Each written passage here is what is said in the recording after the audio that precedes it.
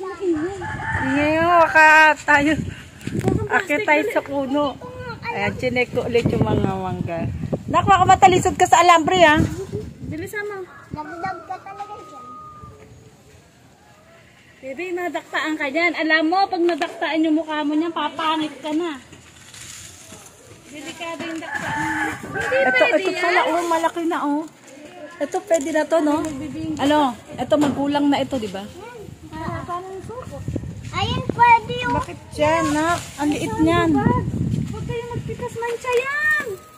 Saan bubag dapat? Doon sa ano, sa... Doon na kaya, ma? Doon sa, di ba may aparador ako doon, nakita mo. Di ba may damitan ako doon. Meron doon yung eco bag, yung ano ng shopping bag, kulay black.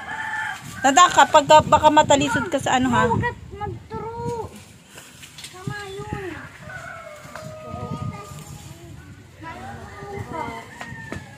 Mahulog kayo. Oh, madami dito. Kala ko, nasa itok-tok kami ng bubong. Nasa itok-tok kami ng bubong. Pero ano na siya, ano na ako. Kasi ito yung third floor ko. Bali, inanahan ko na siya. Pinalibutan ko na siya. Tapos, pagka wala ng bunga to, puputulin ko na to. Ito, mas malaki.